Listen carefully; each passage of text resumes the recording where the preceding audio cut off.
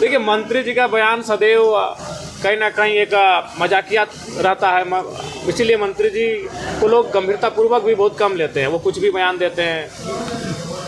उन्हें संवेदनशील होकर, चूँकि मंत्री हैं तो संवेदनशील होकर उन्हें गहन चिंतन करने के पश्चात ही बयान देना चाहिए। मोहब्बत से चलता है, नफरत से देश नहीं चलता है। भाजपा और आरएसएस की जो विचारधारा है, समाज को तोड़ने वाली विचारधारा। हजारीबाग इलाके में जो घटना घटी है उस पर सियासत तेज है।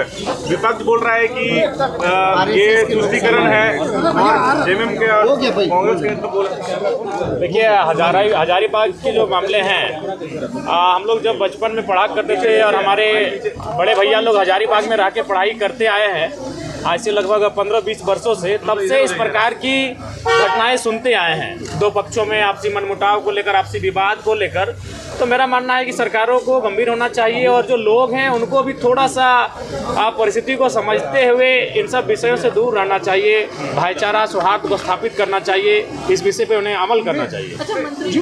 क्या मानते हैं कि वहाँ पर बाहरी आरोप लगा रही है भाजपा के, बांग्लादेश के लोग हजारीबाग में सक्रिय हो गए? देखिए, चूँकि हम विगत कई महीनों से हजारीबाग गए नहीं है और इस प्रकार की कोई सूचना हमारे तक आई नहीं है, तो इसीलिए इस प्रकार के कोई बयान से पहले हम एक बार स्वयं जांचेंगे, तभी इस प्रकार बयान दे पाएंगे। लेकिन जो घटना है, निश्चित ये घटनाएं लगातार खासकर हजारीबाग सदर में घटित होती आई हैं।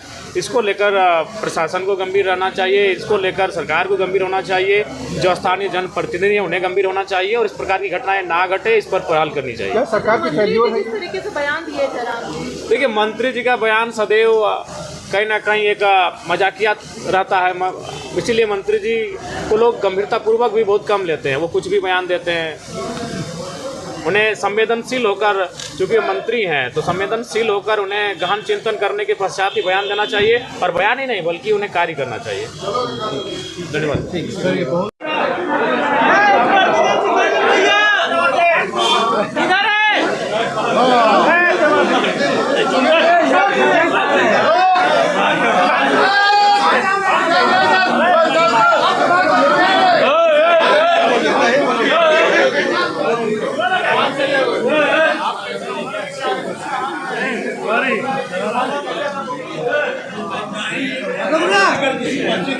सर, एक सीढ़ी और ऊपर आ जाइए ना।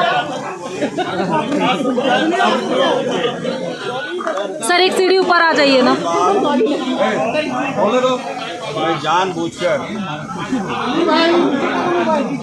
हमारे समाज की ऊंचा दिखाने का काम करता है। और मैंने कहा कि राज्य में अल्पसंख्यक होना पाप नहीं है। हमारा समाज मेहनत करता है, मजदूरी करता है और सबका सम्मान करता है। ऐसे में हमारा समाज तो शिवरात्रि पर्व का हम सम्मान करते हैं और मैं भी दिल से करता हूँ। आपने देखा होगा कि कल कई मंदिरों में हम गए और हमने देखा कि वहाँ श्रद्धालुओं को कोई कमी तो नहीं है। हमारे माननीय मुख्यमंत्री जी भी देवघर गए। हम लोग सभी धर्मों का सम्मान करते हैं, लेकिन कल की जो घटना घटी है इसकी जानकारी मुझे है। तो अभी ये समझ हमारे सभी धर्मों का राज्य में इस तरह की प्रवृत्ति नहीं होगी। कानून जो भी हाथ में लेगा उसको कठोरतापूर्वक उस पर हम लोग कार्रवाई करेंगे। जांच करवाएंगे, जांच होगी घटना की, घटना की जांच। अरे भाई,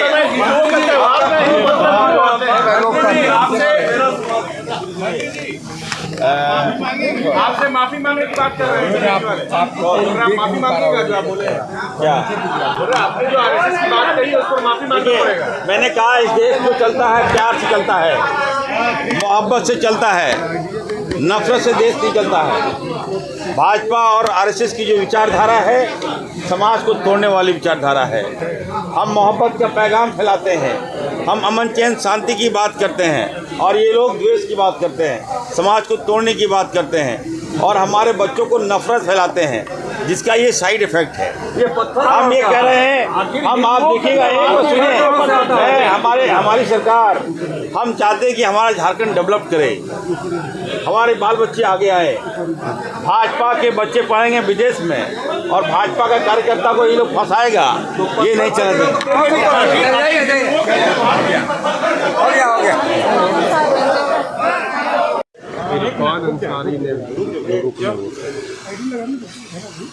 एक ही चीज में 3 बार क्या बोलवाना, एक ही बार बोलवाना। हाँ बिल्कुल। आगे ना सब लोग। माननीय विधायक हैं, चलिए सब बोला जाए। शिवरात्रि के अवसर पर जो घटना हुई है, इरफान अंसारी ने कहा कि मुस्लिमों को मैंने नहीं, एक तरह से उन्होंने एक कम्युनिटी को डिफेंड करने की कोशिश की, ये आरोप लग रहा है उनके ऊपर। देखिए, ये उनकी जो बातें रहती है ना, उनका कोई जवाब देने का कोई मतलब नहीं बनता। वो जिस पद पे बैठे उस पद का गरिमा होता है। इरफान भाई को चाहिए जो जिस पद पे बैठे हैं पहले उसका गरिमा को समझे या ट्रेनिंग लेके आए, क्या बोलना है नहीं बोलना है। बेमतलब का जहाँ कुछ ना कुछ बोले जाते हैं, ये शोभा नहीं देता, सदन की गरिमा को भी समाप्त कर रहे हो।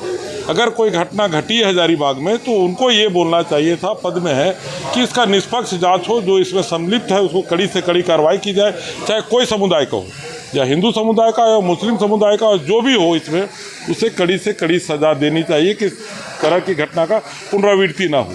बयान ये आना चाहिए। दूसरी बात, जब जब भाजपा की सरकार रहती कहीं दंगा नहीं उठती, कोई तरह का बात नहीं होता।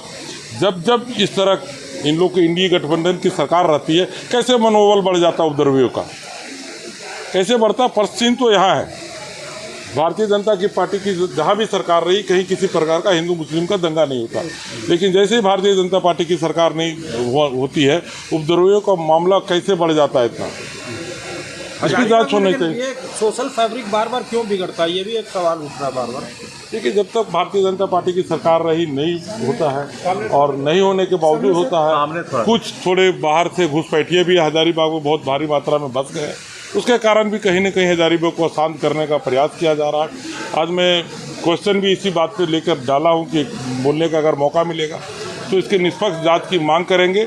और अभी रामनवमी आने वाला है, हजारीबाग का रामनवमी इंटरनेशनल रामनवमी है, उसका सौहार्द न बिगड़े, ध्यान वहाँ भी होना चाहिए और रामनवमी भी धूमधाम से मने।